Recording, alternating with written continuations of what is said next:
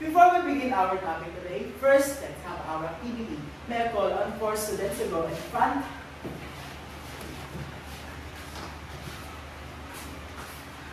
Thank you. Welcome to the Krusty Krab Math branch. Today we'll practice handling customer orders, but our orders will contain math.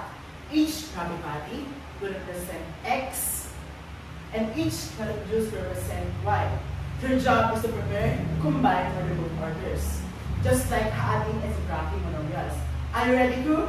Yes, sir. Crew 1 and 2, you're assigned to the Krabby Patties. Crew 3 and 4, you're assigned to the Krabby Juice. Now listen carefully.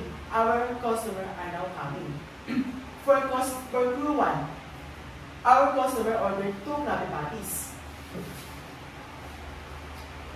That's 2x. For crew 2, our customer ordered 3 Krabby Patties. That's 3x. For customer 3, crew 3 ordered 5 Krabby Juice. That's 5y. And lastly, customer 4 canceled 2 Krabby Juice. That's minus 2y. Please combine your orders. For crew and 1, how many orders do you have? 5 Krabby Patty.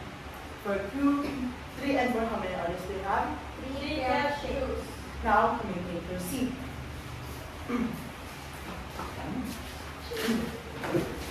Just like subtracting adding monomials. George, what did you observe while watching the crew? They only added or subtracted the same kind of food. Exactly. Just like in Krusty Krab, we can only combine the same items. In math, we only combine the same terms.